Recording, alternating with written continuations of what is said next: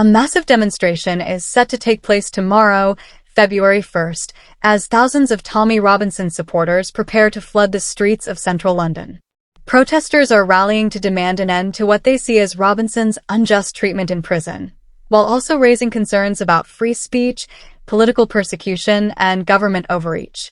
Reports indicate that Robinson has been denied visits from supporters who are active on social media, a move his critics argue is blatant political suppression.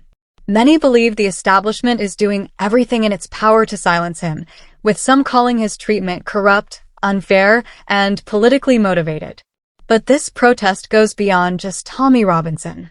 Supporters argue that this demonstration is a fight for fundamental rights, not just for one man, but for all citizens who value free speech, accountability, and fairness in the justice system.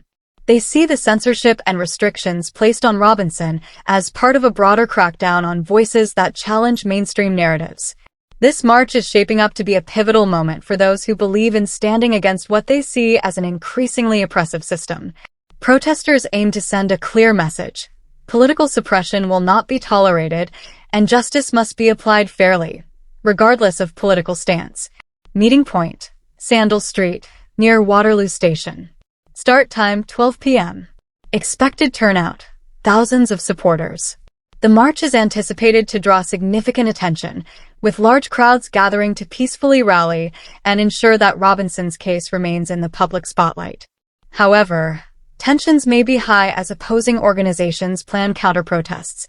A group called Stand Up to Racism, SUTR, has announced a counter-protest, arguing that the demonstration in support of Tommy Robinson promotes divisive rhetoric.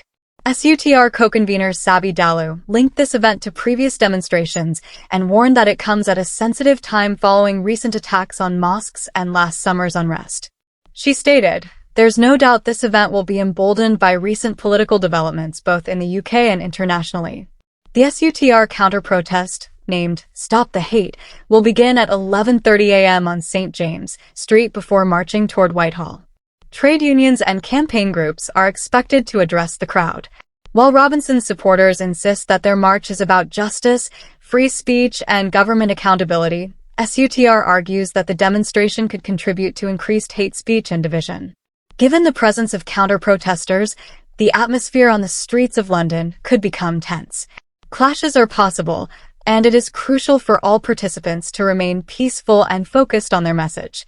Guidelines for protesters: stay vigilant. Be aware of your surroundings at all times. Remain peaceful. This is about standing up for justice, not engaging in conflict.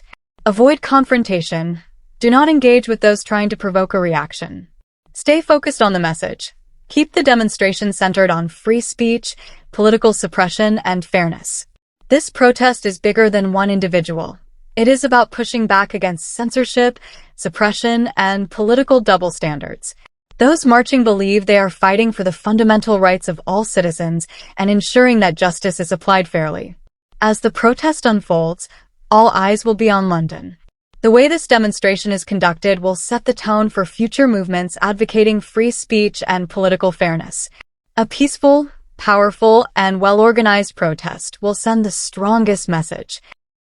In other news, new figures from the Department for Work and Pensions, DWP, reveal that 1 in every £15 spent on benefits last year was either fraudulently claimed or mistakenly paid out.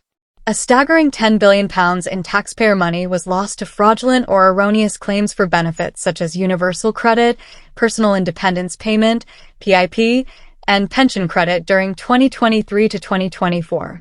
This accounts for 6.7% of total benefit expenditures, with the majority of the waste attributed to fraud. £7.3 billion was lost to benefit fraud. The remaining losses were due to government or claimant errors. A report by the Public Accounts Committee slammed the DWP for what it called a dangerous mindset when it comes to addressing fraud. MPs noted that the level of benefit fraud in the UK has reached unacceptably high levels and urged the government to take more decisive action. Chancellor Rachel Reeves and Prime Minister Keir Starmer have pledged to crack down on benefit fraud. Pensions Minister Liz Kendall has introduced new job centre reforms to help people return to work. Those found guilty of benefit fraud could face harsh penalties, including driving bans. Plans are in place to cut £3 billion from incapacity benefits by 2028. The DWP launched an anti-fraud initiative in May 2022, aiming to review 8 million universal credit claims. However, the department failed to meet its 2023 to 2024 savings target, recovering only £90 million instead of the expected £500 million. The DWP blamed staffing shortages for the shortfall, but remains committed to tightening fraud prevention measures. Recently, the High Court ruled against the DWP over proposed changes to the Work Capability Assessment, WCA. The court found that the DWP had unlawfully misrepresented controversial benefit assessment reforms as a way to support disabled people into work, when in reality, the proposals were primarily aimed at cutting disability benefits. Disability rights advocate Ken Butler called the consultation process misleading, rushed, and unfair, accusing the government of prioritizing cost-cutting over genuine support. A DWP spokesperson defended their efforts, stating that the new fraud, error, and recovery bill will save an estimated £1.5 billion over the next 5 years by stopping fraud earlier. What are your thoughts on the topics discussed in today's video? Let me know in the comments section below. If you haven't already, make sure to like this video and subscribe to the channel for more British news and updates. Thank you for your support. Take care and goodbye.